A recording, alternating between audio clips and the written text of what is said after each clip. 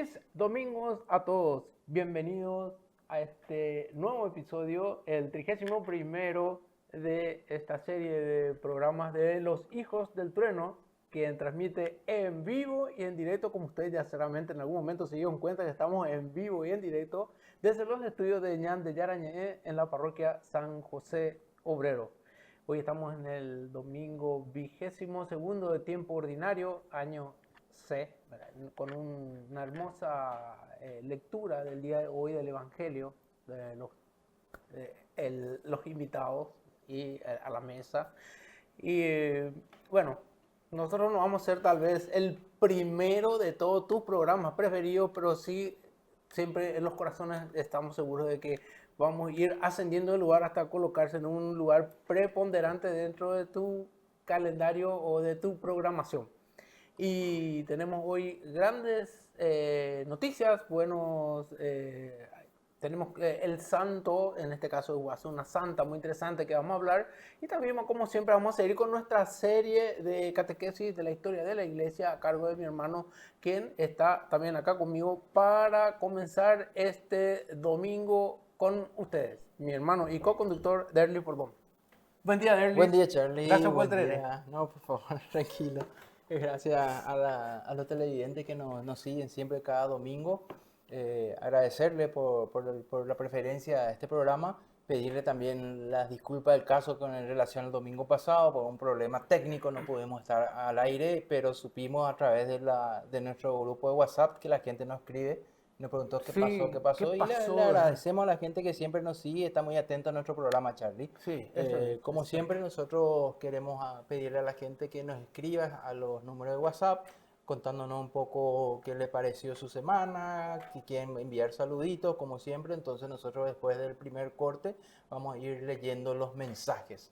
Están las redes sociales, que pueden también compartir ahí. También pueden compartir a través de las redes sociales. Entonces queremos dar inicio a nuestro programa de hoy, siempre poniéndonos en sintonía y dándole presencia especialmente a nuestra María Madre a través de su vocación a la Virgen de Cacupe. Y quisiera, antes de dar tu primer corte o tu primera parte, Charlie, comentarle lo siguiente. Lo que te estaba comentando hoy, quiero comentarle también a la audiencia. Ayer estaba viendo una película que se llama La Cabaña, ¿sí? Y muy recomendada para aquellas personas que tienen, ¿cómo se llama? Que están pasando por un momento de pérdida. Sí, para aquellas personas, uno, que le cuesta un poco el perdonarse a ellos mismos, sí. Que les cuesta un poco el perdón, que les cueste también perdonar o les cueste superar una pérdida, claro. ¿sí? Más todavía si esa pérdida es joven, ¿sí? A veces eso cuesta muchísimo y hay algunas interrogantes que le hacemos a Dios en ese momento. Sí, Entonces, sí. esta película que yo le estoy diciendo, que es La Cabaña, está basado en un libro que fue un bestseller, vendió más de 25 millones de ejemplares solamente en Estados Unidos este libro. Entonces es recomendadísimo para aquellas personas que quieran ver. Está en una plataforma, ¿sí? Pero yo creo que si ustedes buscan, ponen La Cabaña y van a poder ver la película. Recomendadísima. Claro. Si no dan fe de lo que yo les estoy diciendo, Charlie, entonces que me escriban el próximo domingo y me digan, Derly, esa película que me dijiste. No anda. No o lo contrario. O lo contrario. Era lo que estaba buscando. Era lo que estaba buscando. Exacto. O capaz que no sea para las personas que nos están viendo, pero ellos, si ven, le pueden recomendar a una persona que está pasando eso. Claro. Esa es mi recomendación. Vean la película y después van a decir, esta película yo creo que tengo que ver con fulanito o con menganito, ¿sí? Entonces ya queremos dar inicio con nuestra primera parte, que es la Santa Santo. Esta semana en realidad esta semana, yo estoy hablando de la semana pasada, porque la semana que agregamos era una santa. Sí. Pero después esta semana vinieron otros, pero yo dije, creo que conviene todavía con el santo que elegimos, que es Santa Rosa de Lima. Santa Rosa de Lima. ¿Por qué? Porque todavía el 30, que fue ayer, entonces hay algunos datos que vamos a ir hablando sobre eso en el programa. Entonces, hoy vamos a hablar de la santa de la semana antepasada, la semana de Santa Rosa de Lima. Bueno, para empezar, por ejemplo, Derly, habría que hacer preguntas un poco a la gente acerca de nuestro programa. Que estén atentos porque que ellos pueden, por ejemplo, aprender de lo que es la santa de hoy día, una pregunta que se pueden hacer a sí mismos de lo que hoy van a escuchar. Y la verdad que a través de esta santa, como fue una mujer muy joven, ¿sí? ¿Qué puede significar para nosotros en medio de hoy, de este día, Charlie? Como una joven se entrega a Dios, ¿sí? Eso puede significar para nosotros el tema de hoy. ¿Qué significa para nosotros hoy día, en medio de tantas dificultades Claro. que está ocurriendo, la vida de una joven que se entregue totalmente a Dios, ¿sí? Como fue Santa Rosa. Exactamente. Ese, por ejemplo, es un tema. Entonces, podemos empezar diciendo de que Santa Rosa, su verdadero nombre era Isabel Flores de Oliva. Nació en Lima el 20 de abril de 1586, cuando eso era capital del entonces Virreinato del Perú. Viste que era en esa Sí, época el de los virreinato, ¿verdad? reinatos, sí. Bueno, entonces ella nació ahí. Su apodo de Rosa fue por su hermosura y porque era muy dulce, o sea, por la dulzura cuando era niña. Su familia estaba compuesta por su papá, que era un español que se llamaba Gaspar Flores. Era un arcabucero natural de Baños de Montemayor. Es un arcabucero del que manejaban los rifles con los cañones grandes, los arcabuces. Ajá. Sí, sí, básicamente era un militar su papá, ¿verdad?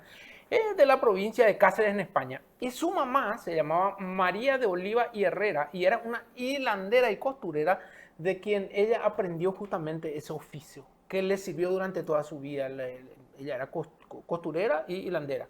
Era su mamá natural de Huantuco. Además, ella fue la cuarta hija de 12 hermanos. O sea, es una familia muy Numerosa. numerosa, muy numerosa. Pero de los que actualmente los biógrafos solamente tienen registros de 9 de ellos, que son Gaspar, Hernando, Bernardina, Francisco, Juana, Antonio, Andrés, Jacinta y Francisco Matías. Lo que siempre se le caracterizó a Rosa era de que desde muy chica ella fue muy apegada a todo lo que era la oración, la penitencia y el servicio. Tuvo una vocación desde muy temprana edad acerca de eso. Su deseo era la de copiar a una santa que creo que todavía no hablamos de ella, era Santa Catalina de Siena. No pudimos hablar de No ella. pudimos, pasamos ya su fecha, Pasamos ¿verdad? su fecha, pero utilizamos a otro. Elegimos A otro otro, santo. a Pero otro. eso no hay drama, ¿verdad? Si Sí, el programa continúa, esperemos que el año que claro, viene podamos hablar un poco. totalmente. Vamos a pedir a Arnaldo que siga apostando por nosotros. Claro, no, y la presencia siempre importante de nuestro Espíritu Santo, que es el hermano Evelio. Totalmente. Que en Él algún también tiene un momento, poder especial. sí, Sí, de es que en algún importante. momento nosotros tenemos que ver también si él puede salir en el programa. No, Sí, vino la semana pasada y no salieron al aire. Ahí lo tenemos, sí, cierto. hay gente que creo que si ustedes quieren conocer quién es el Espíritu Santo del Hijo del Trueno, es el hermano de Evelio, es una persona, es algo, una Está muy, experiencia. sí, Es una está con experiencia. nosotros. Siempre está con nosotros, pero no se le ve. Por eso es el Espíritu Santo. Por eso es el Espíritu Santo. Entonces, volvemos. Cuando Rosa tenía edad para casarse, ella rechazó acceder al matrimonio porque quería ya casarse con Cristo. Ya fue, desde muy temprana, ese fue su deseo. Y creo que hay justamente una frase de ella que más o menos refleja cuál era su pensamiento de niño, de niña, ¿verdad? De niña. ¿Cuál era? Tenía una frase de ella.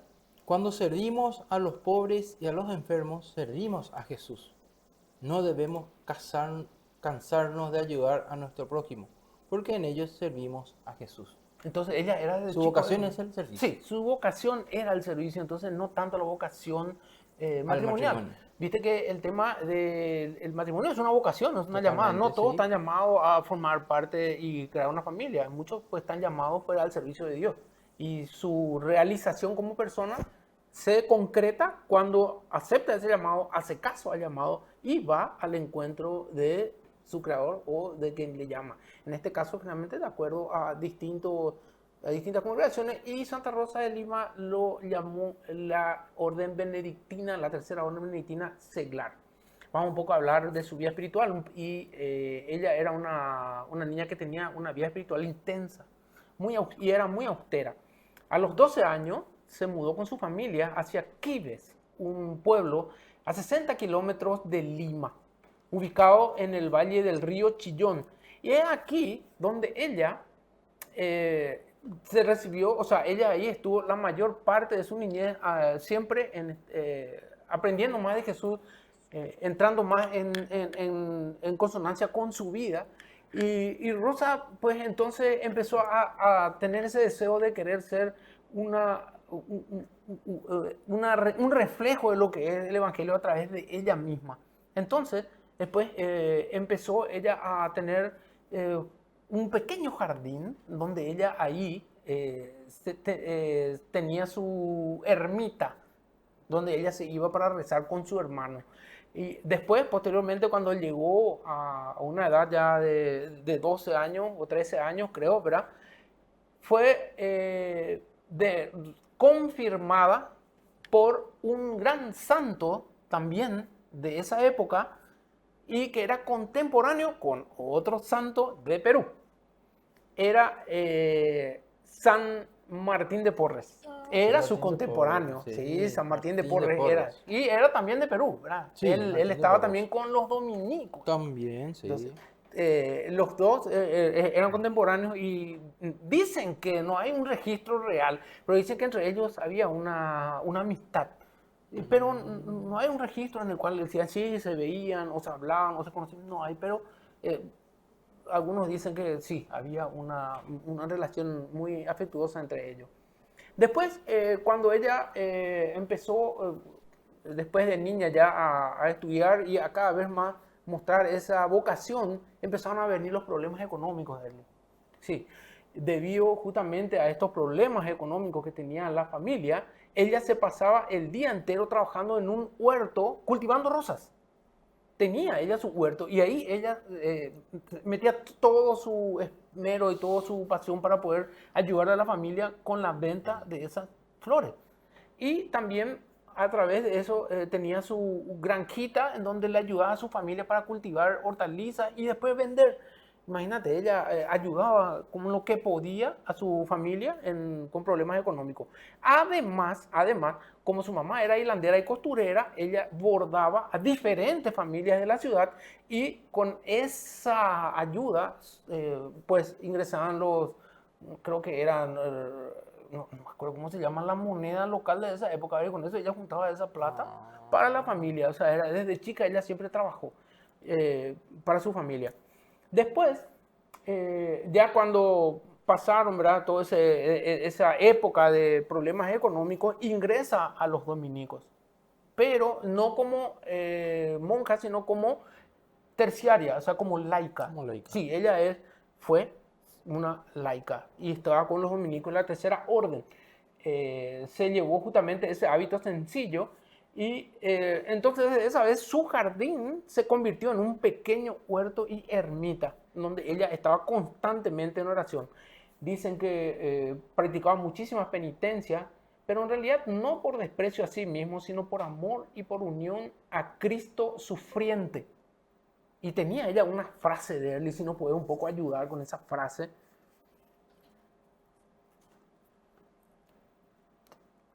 Dice: si ustedes supieran lo hermoso que es un alma sin pecado, estarían dispuestos a sufrir cualquier martirio con tal de mantener el alma en gracia de Dios. O sea, ella mantenía su alma siempre limpia. Su fama, por lo tanto, creció en Lima. La imagen que recién vimos era un pozo en donde dice que Santa Rosa de Lima siempre se iba ahí a tomar agua. Entonces dice que después de ese pozo tenía propiedades milagrosas, así como el agua, la fuente de Calcupé. Bueno, es un pozo donde ella siempre descansaba. Ese pozo es muy famoso en Perú, donde la gente dice que se va y o pide favores o lleva el agua, y dice que tiene propiedades milagrosas en algunos casos, ¿verdad? Es muy famoso ese pozo en Perú. Después, ¿Por qué fue de que yo quise volver a hablar de Santa Rosa este domingo, Derly? Porque ayer fue el 30 de agosto, que Sí. es recordado en el país como Día de la Agente de Policía. Sí, Y la patrona de los policías es Santa Rosa de Lima. Santa Rosa de Lima. ¿Por qué los policías le tienen a Santa Rosa de Lima como patrona? Pues hay una historia detrás de esa. Hay una historia que voy a compartir ahora con la gente. Mira. Dice que en el año 1615, unos buques corsarios neerlandeses, que eran como unos piratas, decidieron atacar la ciudad de Lima, aproximándose al puerto de Callao en días previos a la fiesta de la Magdalena, que es más o menos a finales de agosto. Justamente dice que la noticia corre pronto hasta Lima y con ello la proximidad y el desembarco de estos piratas, lo que alteró los ánimos de la ciudad. Rosa dice que reúne a las mujeres de Lima en una iglesia de Nuestra Señora del Rosario para orar por la liberación de Lima. Y apenas llegó la noticia del desembarco, la terciaria subió al altar, se cortó los vestidos y cosiendo ella después unos hábitos se puso cuerpo en cuerpo para defender a Cristo en frente al sagrario. Los ánimos del vecindario dice que fueron alarmantes y llegaron a huir todos de Lima por el tema de los piratas. Dice que justo esa noche cayó una tormenta y era el día 30 de agosto. Una tormenta gigantesca. ¿Qué hizo esa tormenta? Pues con esa tormenta los piratas perdieron a su capitán.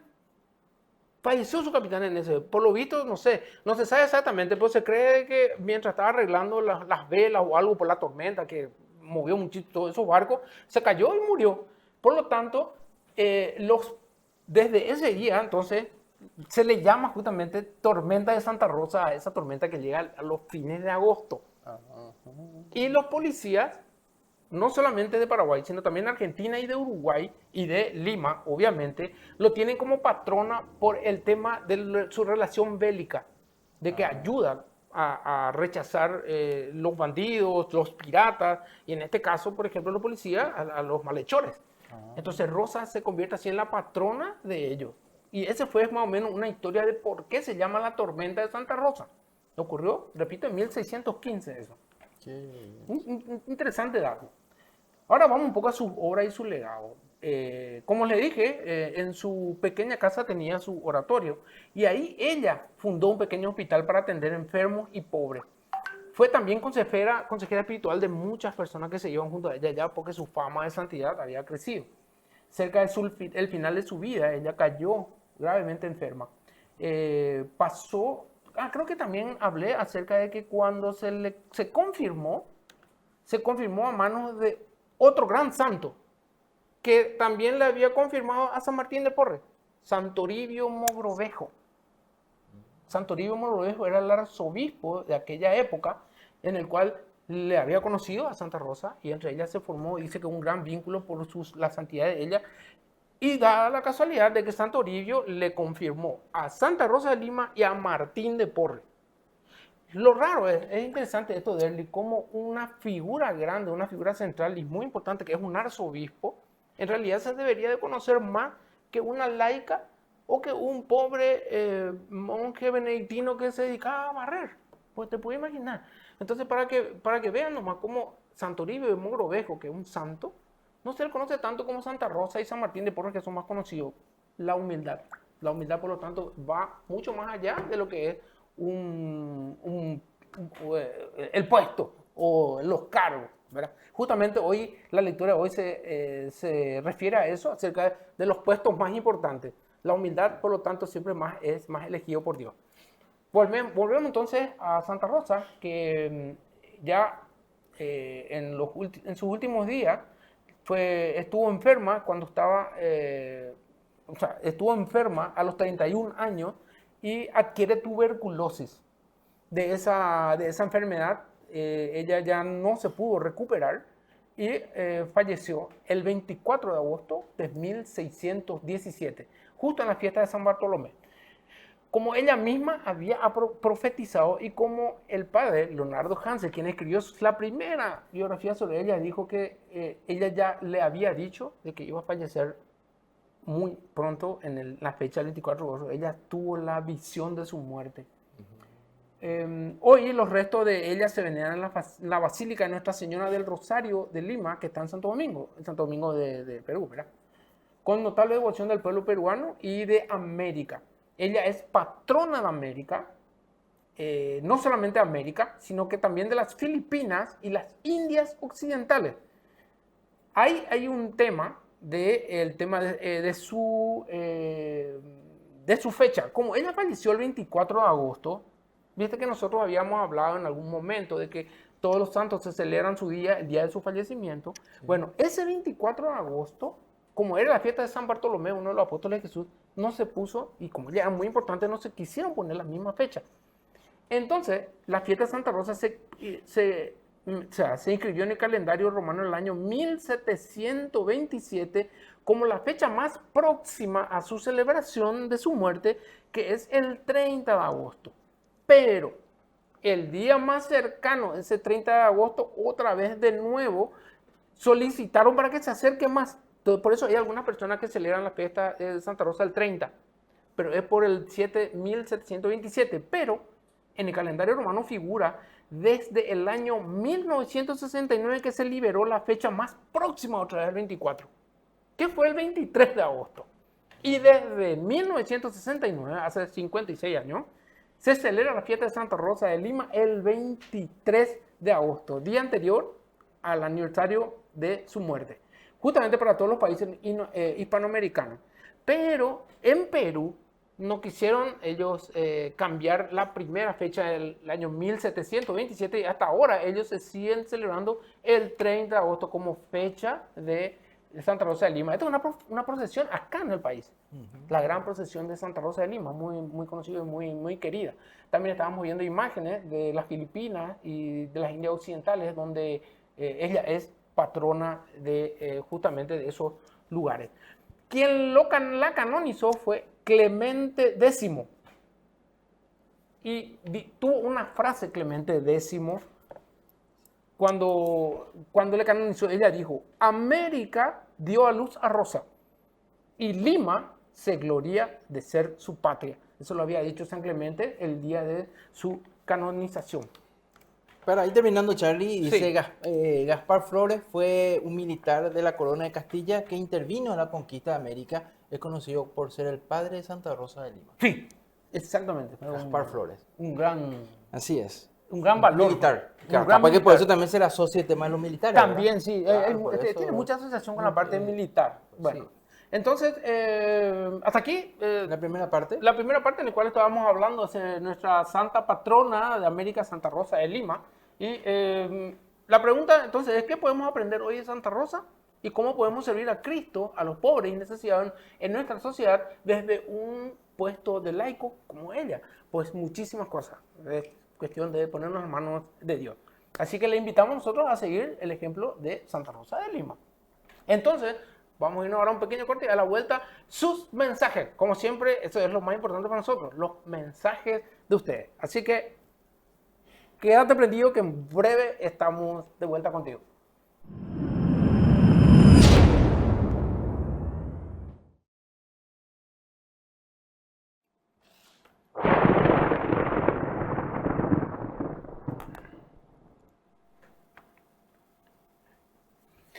De vuelta con ustedes en este episodio número 31 o 31 de Los Hijos del Trueno.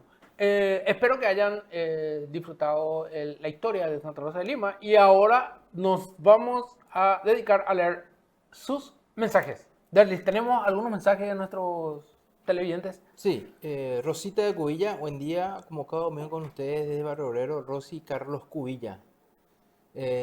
Rosita, no sé si su nombre viene de Santa Rosa, ¿verdad? Que Rosita, viene eso. No, ¿sabe por qué? Porque es 21 de septiembre, es su cumpleaños, es rosa, florece pues. Primavera. Primavera. Claro, primavera. por eso. Ya. Sí. Pero ellos tienen en un momento alegre, ellos están ahora. Sí, ya sé. Sí. No sé si querés compartir con los no televidentes sé, su vamos a momento de preguntarle alegría. Si ellos quieran o no, vamos a preguntarle, Si ellos ¿verdad? quieren, Si entonces quieren, comentamos el momento de alegría que están ¿Qué está viviendo pasando? esta familia. Está bien. Sí. Blanca y Juan Carlos Bordón, bendiciones para los hijos del trueno, que sigan con éxito este hermoso programa. Gracias, mamá. Mamá y papá. Carlos Marín, acá Carlos Marín le dice, hoy pues no hay premio, me dice Carlos Marín, No podemos hacer todos los domingos premio, ¿verdad? A no ser que los propios televidentes nos ayuden con algunos obsequios. Que ellos me digan, mira, esto yo estoy donando al programa para que ustedes ahí puedan sortear. Entonces ahí las donaciones nosotros los sorteamos sin problema.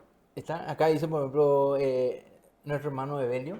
Ah, Dice, apareció. 15 días largos de los hijos del trueno. Dice, claro, 15 días sin haber estado con nosotros. Entonces Evelio nos escribe, gracias Evelio por Ahí está, escribirnos sabía, siempre, sí, señor. siempre está presente él, ¿te diste Claro, cuenta? totalmente. Nos escribe también. Acá nos escribe, te digo quién, papá.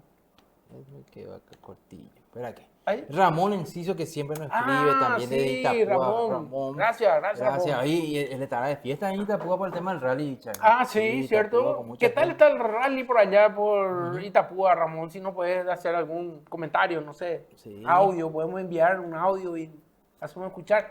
Isabelino también nos escribe. El doctor Tomás Ortega también nos escribe. Gracias al amigo Tomás. Gracias por escribirnos. Me hizo un comentario en el privado, pero muy fuerte nomás es lo que él me dijo. Entonces, estate atento nomás, doctor. Vamos a estar haciendo lo que me pediste.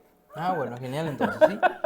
Y bueno, vamos a entrar con nuestro segundo tema del día de hoy, Charlie, que es un poco el racionalismo y la ilustración desde el año 1614. Vamos a ir un poco hasta el año 1618 al 1814, cómo fue un poco evolucionando nuestra iglesia, ¿sí? Acuérdense que en la última vez que estuvimos hablando de la paz de Westfalia, ¿sí? Ajá. Que fue el primer tratado internacional más conocido. Gracias a eso también se llegaron a grandes, se dejaron grandes contiendas de guerra gracias a este tratado, ¿sí?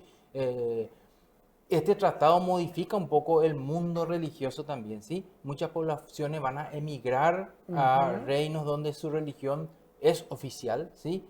Los grupos no tolerados encuentran su refugio ya en el Nuevo Mundo a través de esta paz, ¿sí? Con el ocaso del Imperio Español, ya que habíamos hablado también de esas guerras, ¿sí? En el siglo XVII, se deja sentir la influencia de Francia, que trae consigo lo siguiente. ¿Qué trae con esto? Trae un poquito lo que es el absolutismo, ¿sí? Cuando hablamos un poco del absolutismo, es una forma de gobierno en el cual el monarca es generalmente el rey y concentra todos en sus manos todos los poderes todo el del poder. Estado. Ese es el Exacto. absolutismo, ¿sí? Ajá. Después viene el despotismo ilustrado, ¿sí? Nosotros ya habíamos hablado un poco de la ilustración En el anterior. Sí. Sí. ¿Y qué es lo que es el despotismo ilustrado? Combina un poquito lo que es la monarquía absoluta con los principales de la ilustración. Así es. Entonces por eso se llama así, ¿sí? Después viene un poquito del regalismo. El regalismo en realidad, Charlie, también su objetivo principal en este caso es afirmar la supremacía del poder real, ¿sí? Sobre el poder de la iglesia. Por eso se llama regalismo, ¿sí? Entonces, para ir entendiendo qué es lo que está pasando en este mundo, y el patronato regio. ¿Qué es el patronato regio? El patronato regio en realidad es una corriente, un conjunto de privilegios y derechos otorgados por el Papa a los monarcas de España y Portugal, ¿sí? ¿Para qué? Para controlar los asuntos de la Iglesia Católica en sus territorios y en las colonias de ultramar. Porque acuérdate de eso que ya empiezan a ver los A ver viajes. si la expansión cuando... La expansión, ¿sí? En los dominios ibéricos se desarrolla una influencia una floreciente. fe católica. Fe católica. Comisiones donde en América, Asia, que ya habíamos hablado a través Sí. de lo que estábamos hablando, el santo que San era... Felipe Neri. Y no, el amigo de San De San Ignacio Ignacio Loyola. Sí, era el que tiene acá, Javier. Javier. San Francisco Javier. San Francisco Javier, que fue a Asia y Sí. a África también. Entonces sí. ya empezamos a hacer las grandes dominios de la religión católica a través de En ellos, esos ¿sí? lugares. La Revolución Francesa, Charlie. Hay creo que un mapa de cómo estaba la situación religiosa en Europa en el siglo XVII. O vamos a ir con la revolución nomás ya.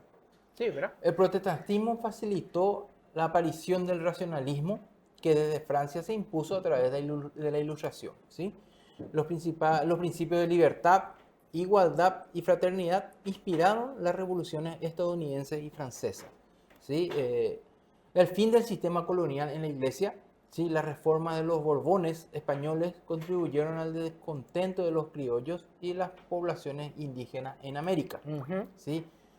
Como paliativo, la Iglesia se dedicó a actividades benéficas y educativas, supliendo la falta de solidaridad del Estado. Así. ¿Qué pasa con el Imperio Napoleónico? ¿Sí? Entra ahí En mil- Napoleón sí, ya en ahora juego, entra ya. En 1799 Napoleón dio su golpe de Estado y se lanzó a la conquista del mundo. Extendió los principios de la Revolución Francesa a otros países. ¿Qué es lo que hizo este? Restableció el culto católico y firmó un concordato con Roma en 1801 y en 1809 invadió los estados pontificios y encarceló al Papa Pío VII. Pío VII. Sí, eso hizo Napoleón. Sí.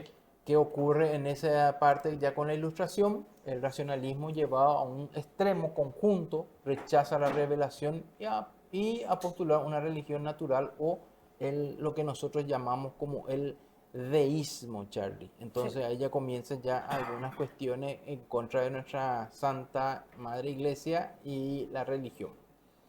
Rasgos del deísmo. ¿Cuáles son? Ese es importante un poco que la gente entienda qué es deísmo, Sí, porque... y el deísmo en realidad lo primero que no niega a Dios, como el ateísmo, Ajá. pero lo presenta como un ser diluido y alejado del hombre.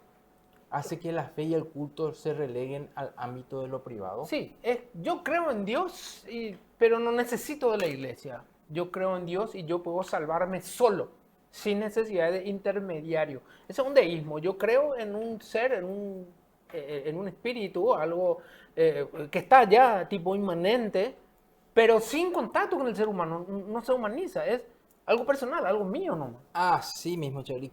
¿Y qué dio inicio a eso? El deísmo, ¿a qué abre? Justamente abre a otro tipo de creencias o de asociaciones que se juntan con el mismo pensamiento.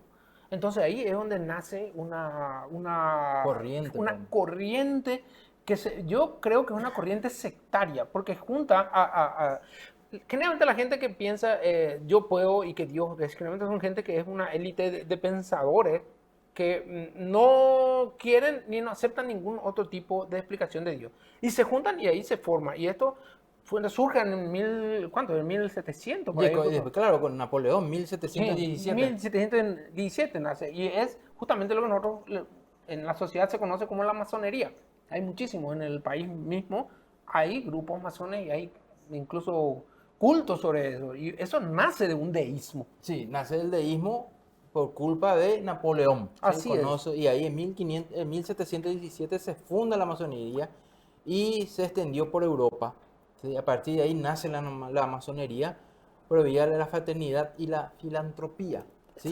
Ese es su escudo de cómo Sí. ellos se hacen ver a la gente. Exactamente, pero cuando hablamos de filantropía podemos hablar también de algunas personas que fueron masones y que podemos decir que ayudaron a la sociedad. A la sociedad, ¿verdad? Es decir, uno de los fundadores de la Cruz Roja Fue un masón. fue un masón, ¿verdad? Sí. Entonces, por decir así, ahí entra un poco lo que es su filantropía. Sí, su filantropía. Pero nosotros no hablamos de eso, nosotros No. hablamos del culto en sí y que es lo que en realidad la iglesia es lo que a través del Código de Derecho Canónico, la 1364 al 1365, es lo que hace que dice que la norma que prohíbe la participación en sociedades que persiguen fines contrarios a la iglesia. Si bien el Código de Derecho Canónico, Charlie, no es muy explícito y no dice es la masonería, Sí. Sí podemos utilizar otros documentos que han escrito Anteriores, ¿verdad? escritos anteriores, escritos por nuestros papas, ¿sí? Que tienen fuerza en relación a lo que es el derecho canónico. ¿Por qué me quedo en esto, Charlie? Porque, y acá hay que aclararle a la gente, si bien el Código de Derecho Canónico del 1364 y el 1365 no habla explícitamente de la masonería, no habla, dice solamente participación en sociedades que persiguen fines contrarios a la doctrina. Sí. Pero viene la 1540, Código de Derecho Canónico 1540, y dice así: los documentos públicos, como aquellos emanados de una autoridad eclesial, que es el Papa, El Papa. ¿sí? Lo que permite que los decretos papales, ¿sí?, tengan valor canónico vinculante para los fieles. Eso está escrito en el 1540, es decir, que todos los derechos papales tienen valor canónico. Y eso está en el 1540. Ahí es lo que seguramente muchos sacerdotes obvian, por eso no utilizan lo que dice, por ejemplo, el Clemente XII en su documento In Eminenti: la masonería es incompatible con la fe cristiana. Eso dice en su documento, ¿sí? Sin embargo, Gregorio XVI, en su obra de 1833, Quo Graviota, dice: es comunión automática para los masones. Y esto Y es esos son- categórico. Sí, porque estos son documentos, Documentos papales. papales. Y si yo voy a ir a la regla del Código de Derecho Canónico 1540, está diciendo que tienen que ser cumplidos a cabalidad por todos los fieles. ¿sí? Porque es vinculante a los feligreses. Así mismo, Charlie. Entonces, sí o sí, se le aplica. Aplica directo. Entonces ahí es lo que no sé si obvian o qué es lo que pasa con algunas resoluciones, ¿verdad? Si bien no es explícito el Explícito, código, pero el 1540 es muy claro. muy Todos contundente los en eso. decretos tienen vinculantes, o sea, son vinculantes con los feligreses. Así Por lo mismo. tanto, no, o sea, es incompatible el catolicismo con la masonería. Agua y aceite no se mezclan, No se puede. ni no se pueden mezclar. Y si vos sos practicante de la masonería y te vas a la misa, pues lo más probable es que sufras una excomunión, o cuando te mueras, pues te van a hacer un juicio, y el juicio ante Dios no falla, y lo más probable es que el resultado del veredicto sea llanto y rechinar de dientes. Por último, la Congregación para la Doctrina de la Fe, que es la más nueva, la de 1983, la Declaración sobre la Excomunión Latae Centenae, aplica a la aplicación del canon a la membresía masónica. Ese es Ajá. el documento más reciente que tenemos, la de 1983. 1983, muy 1900, reciente. Sí, muy reciente. ¿sí? ¿Es Entonces, de Benedicto o no? 1983. Creo que es San Juan Pablo. San Juan Pablo II. San Juan Pablo II. San Juan Pablo II. San Juan ¿sí? Pablo II. Bueno, ¿qué hace esto también, Charlie? Crea nuevas órdenes religiosas. Frente a los presupuestos ilustrados, los católicos defendieron la fe, llegando en muchos casos al martirio. ¿sí? En época de Napoleón se le perseguía Claro, también. claro. En una época llena de peligro para la iglesia, surgieron varias órdenes religiosas dedicadas a la educación y al cuidado de los más necesitados. ¿Cuáles son estos ejemplos? San Juan, son Sor Juana Inés de la Cruz, ¿sí? También entra un poco ahí Santa Luisa de Marillac. San Vicente de Paul, Ajá. San Vicente Paul. Pedro de San José Betancourt, también entra ahí entre ellos. No sé si vamos a hablar de San Pedro de San José. San Pedro de San José de Betancourt. Ahí Sí. justamente después de San Vicente de Paul aparece su imagen. Sí, 1626 a 1667, ¿sí? No era clérigo ni caballero y solo portaba lo necesario para cubrirse. En 1656 profesó como terciario franciscano, compró la posada de Belén, donde instaló una enfermería, un oratorio, una escuela de doctrina cristiana y primeras letras, ¿sí? Entonces eso es lo que estaba haciendo nuestro amigo San Pedro de San José Betancourt. Así. Ahora, viene un poco la expansión misionera y también un poco la esclavitud. Los misioneros ampliaron su labor evangelizadora a nuevas regiones como de África, Asia y América.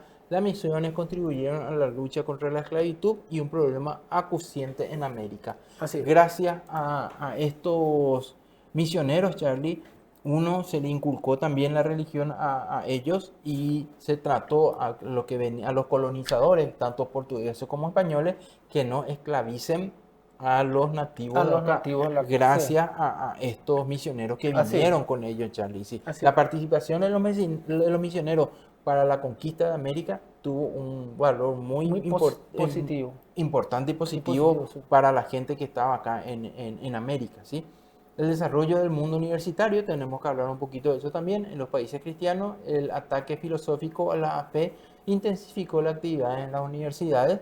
La teología católica investigó especialmente a la historia de la iglesia y la moral cristiana.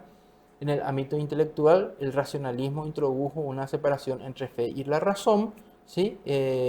Y las relaciones de la fe y la razón, que hace que el método científico experimental posibilitó un gran avance científico que en algunos casos, quiso verse en contradicción con la fe revelada.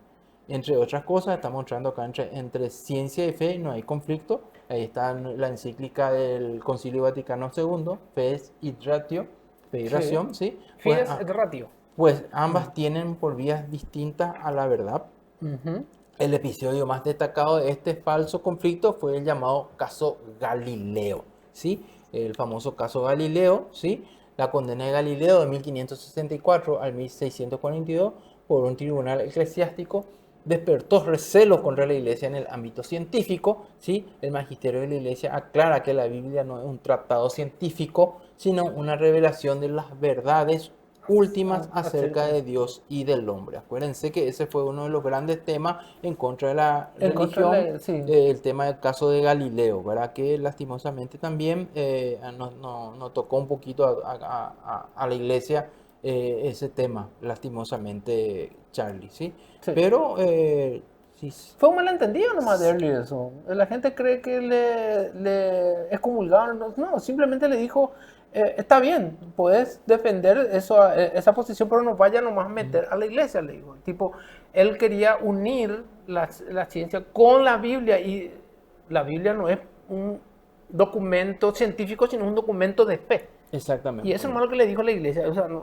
hubo nada, un conflicto así, por así llamarlo. Así mismo, lo que no, la iglesia en esa época le llamó como el heliocentrismo. Sí, era el heliocentrismo. La teoría en que la Tierra y los demás planetas giran alrededor Del del Sol, Sol. exactamente. Exactamente. Eso fue lo que ocurrió con Galileo. Ajá. Agnosticismo y laicismo, ¿sí? Ujú. Es una corriente filosófica que surge a partir del deísmo, que ya explicaste bien, Sí. Charlie, cómo viene eso.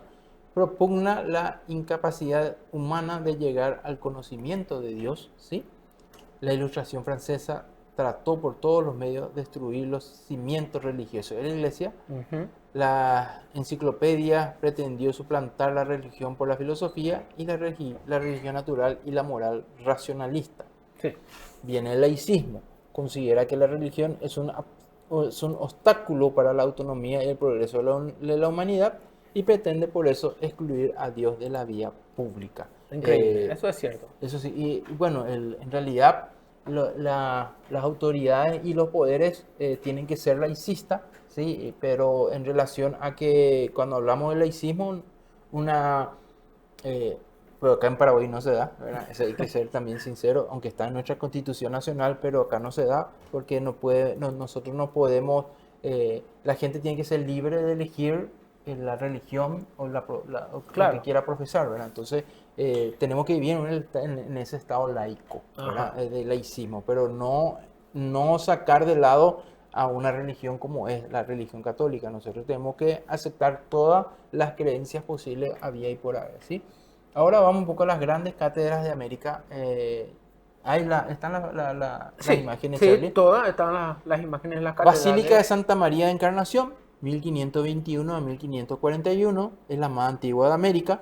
Fue declarada primada del Nuevo Mundo, ¿sí? Esa es la basílica. Sí, es una basílica muy antigua que tiene detalles o sea, con detalles arquitectónicos de la época que reflejan justamente la entronización de lo que es Dios, las figuras angelicales, las figuras de todo lo que son sacerdotes y santos, y es un lugar muy concurrido que ahora en este momento se convirtió en un museo. Museo. Sí, es un museo y es muy visitado, es una parada obligatoria para la gente que pueda ir a visitar ese lugar.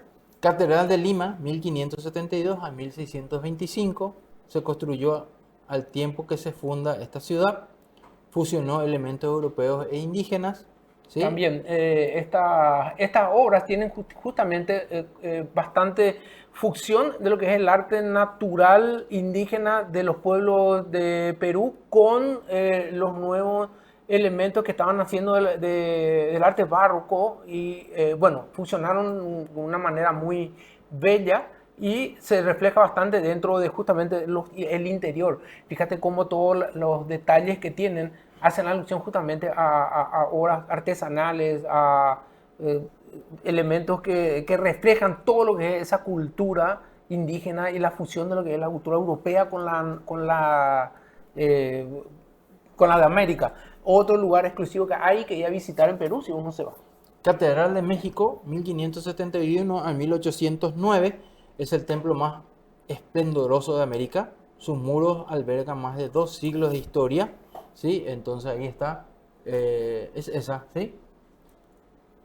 Sí, este es una de las catedrales más antiguas también. Fíjate cómo tiene mucho como nuestra catedral de la Encarnación. Sí, ¿le Sí, es parece? muy parecido, o sea, sí, el estilo es muy parecido. Es una catedral muy hermosa también que está en México. Dice con un estilo renacentista, barroco, ¿sí? Y neoclásico. Todo eso. Sí. Y dimensiones, 14.000 metros cuadrados. Dice que tiene Sí, Charlie. es gigante, una hermosa catedral, es una hermosa catedral. 5 naves, 16 capillas, 14 altares y 51 bóvedas. Sí, es espectacular, es muy hermosa la catedral, es muy linda, muy recomendable para ir a visitar. Dice que es un tesoro arquitectónico y un testamento de las profundidades, de una profunda historia y cultural dentro de Del de legado, México. claro, sí. Después seguimos un poco con la Catedral de Nossa Señora, 1958, 1970. Sí. Esta es la que está en Brasil. En Brasilia. Refleja el espíritu innovador de la iglesia americana. Fue diseñada por Oscar Niemeyer. Niemeyer. ¿Sí? Entonces él creo que fue el que hizo esto, ¿sí? La Creo catedral. que diseñó. Oscar Niemeyer. Sí, diseñó toda la parte de Brasilia cuando se iba a convertir en la capital de Brasil. Y dentro de eso, justamente, diseñó también la catedral de Nossa Señora, que como se ven, tiene muchos elementos modernos. Moderno. Y tiran todo como si fuese una corona, pero que van todo para el cielo. Es tipo la entronización o la coronación de María como madre de Brasil. Dice su estructura hiperboloide, que simula 2 manos elevándose hacia el cielo. Hacia el cielo. Es icónica. Sí. Los vitrales de Mariné Peretti llenan el interior de luz y color. Sí, de muy lindo, esta- es muy lindo. Y el Oscar Niemeyer es el arquitecto. Una hermosa obra que está en Brasil. Bueno, Charlie, con esto nosotros estamos terminando lo que es esta parte de la historia. Voy a ver si hay más mensajes, Charlie. Creo que hay más Sí, mensajes. Ahí nos escribió nuevamente, dice acá, yo estoy lejos del rally, yo vivo en la frontera en Alto Paraná, entre Alto Paraná y Cazapá. Está nuestro mira, amigo un poco. Ramón Enciso, ¿sí? Mira. Y nos escribe otra vez, como siempre, otro de los que siempre nos siguen, Charlie, que es el señor Don Fabio Don Gallovera. Fabio. Menos mal que volvieron los hijos del trueno, porque es una adicción ver todos los domingos fuerza y adelante. Qué grande, don Fabio. don Qué grande, don Fabio, qué Mire, abrazo. Qué Qué bueno que sea ya Sí. adicto a Hijo del Trueno, así como Don Fabio, creo que vamos a tener su foto en algún momento por Sí. acá. ¿verdad? así Ya, como Evelio también. Así ¿verdad? como el santo Evelio, que el para- hermano para- Evelio, el sí. misterio de la gente. Pues yo creo que le vas a hacer sin cara para que siga siendo un misterio. Genial, Charlie. Entonces, estamos ya terminando nuestro programa de hoy. Agradecemos a todos los que nos pudieron seguir y escribir. Nuevamente le invito y le exhorto a que puedan ver la película La Cabaña, que les digo es recomendadísima. Déjenme su mensaje el próximo domingo si ustedes quieren, por favor. Otro mensaje del doctor Tomás. Tomás, un detalle breve de la masonería es que al manifestar que Jesucristo es solamente un maestro iluminado y no es Dios, ya es incompatible con la fe cristiana. Por esto, mínimamente un cristiano no puede ser nunca un masón, pues no se puede servir a 2 doctrinas. O se sirve a Cristo, ¿sí? O se sirve a la doctrina que fundaron los hombres. Ahí está. Genial. Espectacular el aporte del doctor Tomás Ortega. Bueno, y La frase del día. la frase del domingo. Señores, tengan la obligación de ser felices. felices. Nos vemos el próximo domingo, si Dios quiere. Chau.